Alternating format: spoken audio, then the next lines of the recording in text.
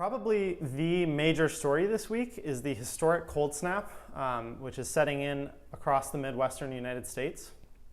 Reading from the New York Times, temperatures in Minneapolis dipped as low as minus 28, with the wind chill reaching minus 53. This is in Fahrenheit, so that's minus 53 degrees Fahrenheit, 85 degrees below freezing. Fargo, North Dakota reached minus 33, Milwaukee minus 20.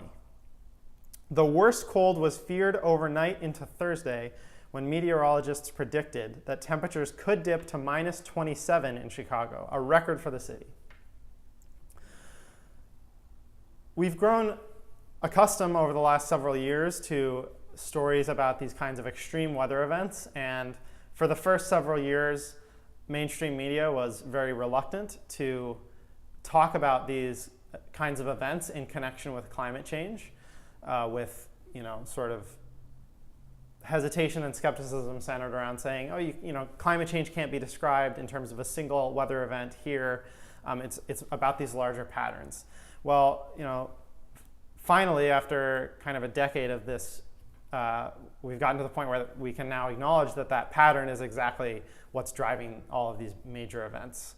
And even the mainstream media, including the New York Times, is kind of finally embracing this. So, this just being the latest in kind of this legacy of extreme weather events, I want to take a look at how this is being talked about. So now we do see the mainstream media kind of accepting that this is a narrative about human-caused climate change and that these are weather events that can largely be attributed to human activity, especially burning of fossil fuels and things like deforestation and other ways that we're kind of altering the climate of the planet.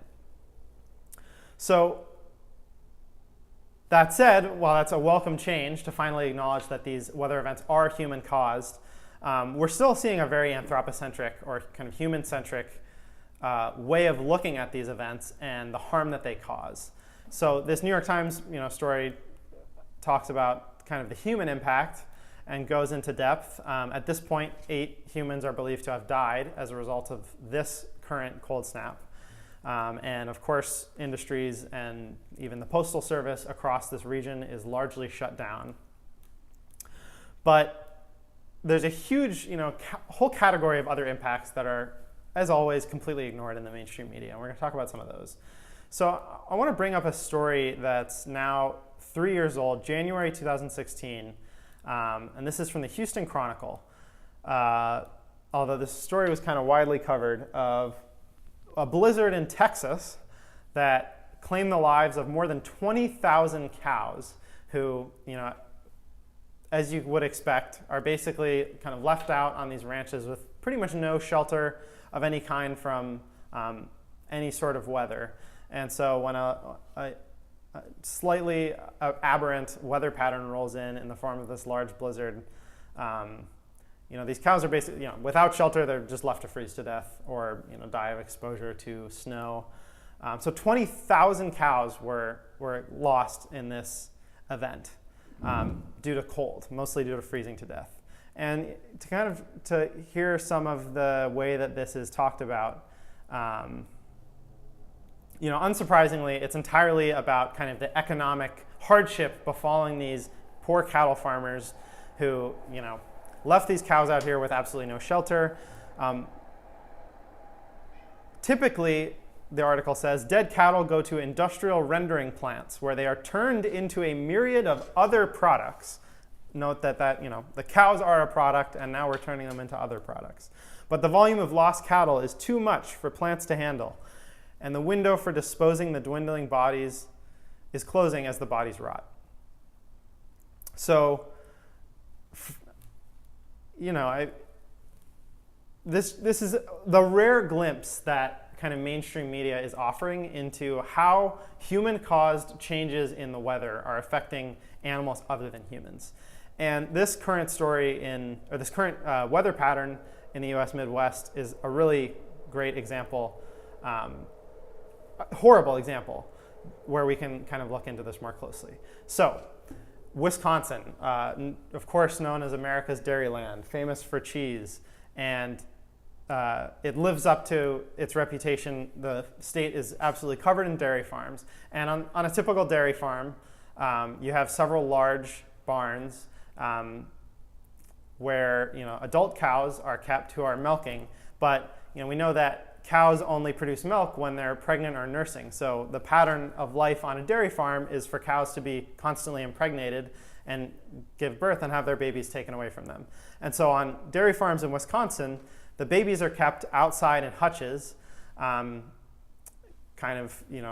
looking at this. This is an investigation done by some activists that shows, what these facilities look like. You see babies outside with no shelter from the Wisconsin winter, but this kind of small plastic hutch. And these hutches might be up to snuff for a kind of ordinary weather patterns, although even probably in a typical year, the extremes result in temperatures well below zero. And so this is reading from the Wisconsin State Farmer, talking about how dairy cows when lactating actually produce an excess amount of heat. Therefore, they are most comfortable at lower temperatures. The ideal temperature for a dairy cow is between 40 and 50 degrees Fahrenheit. So cool temperatures, sure, but temperatures well above freezing.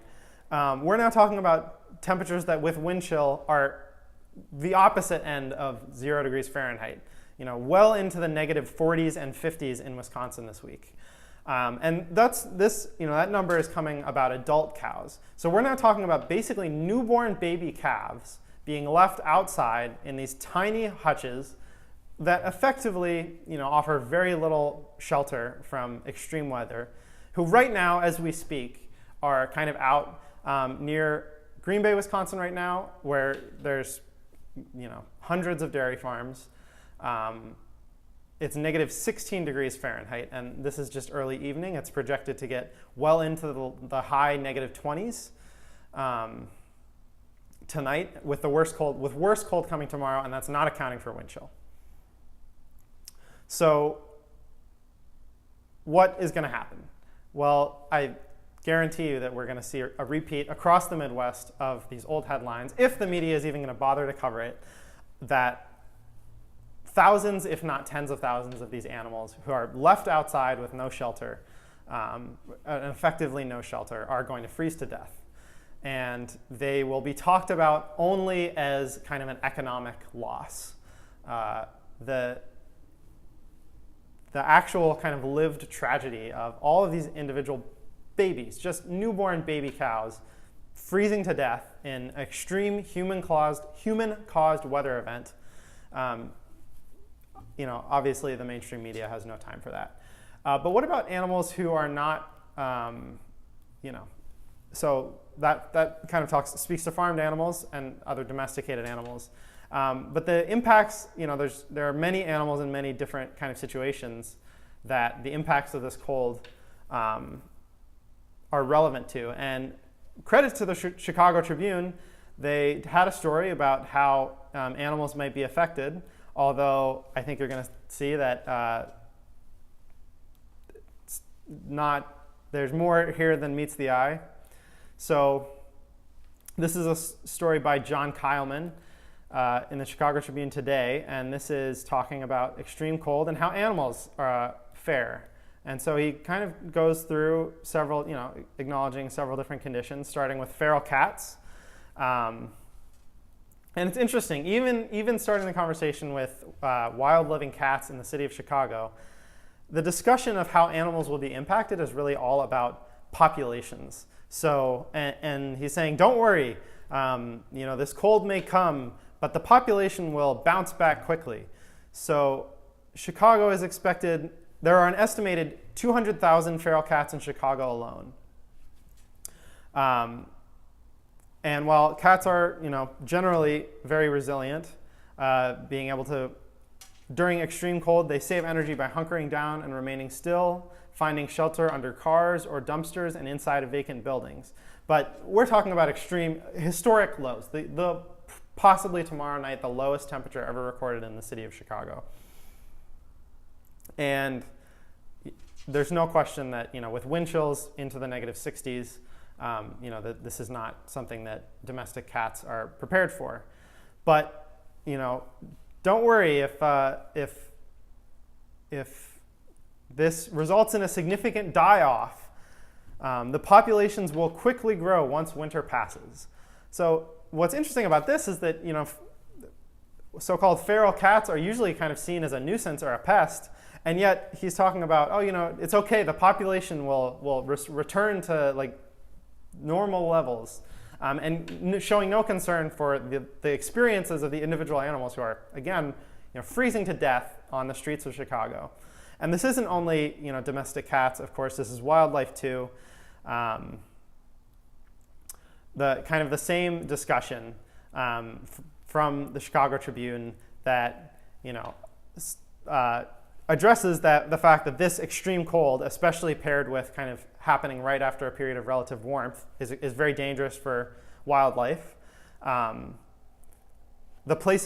This is a quote, "The places where they hide under the brush, it's all getting wet, and now it's going to drop down to close to 20 below. That combination is really, really hard on them." But it goes on, even if there is a significant die-off, the populations will quickly grow. Fewer deer, for example, means more food for those that remain, giving their babies a better chance at survival. So, it's okay if half of the deer population dies because they'll bounce right back, and no concern for the fact that because of our activity on this planet, we humans are subjecting other animals to pointless death in extreme weather conditions that they aren't evolved for. And as far as we're concerned, the population will be back in a few months, so we don't care. It doesn't affect us. And the Tribune goes on to talk about the zoo. So the polar bears, and this is actually the headline of the article, the polar bears will be happy. Other animals might not be so happy, so they'll be kind of kept inside. But some animals are actually kind of stuck outside, and which again begs the question, first of all, why do we have polar bears trapped in Chicago for the rest of the year when they're kind of miserable in the heat? And why do we have these other animals trapped in Chicago to have to kind of bear the cold? Even they have more shelter than wildlife, but this the zoo just being a completely unnecessary combination of us now confining animals where they can't escape a place where we've changed the weather so that it is lethal to them, or at least they have shelter in the zoo but extremely uncomfortable, forces them to be kept inside for weeks at a time. As I think that, like we said, it's refreshing to see the mainstream media finally admit that this pattern of extreme weather is related to human activity. But don't hold your breath for the Chicago Tribune, the New York Times, the Houston Chronicle, or any other mainstream newspaper to seriously talk about the actual impact on everyone else who had no part in causing this change in the climate of our planet and is now paying the price.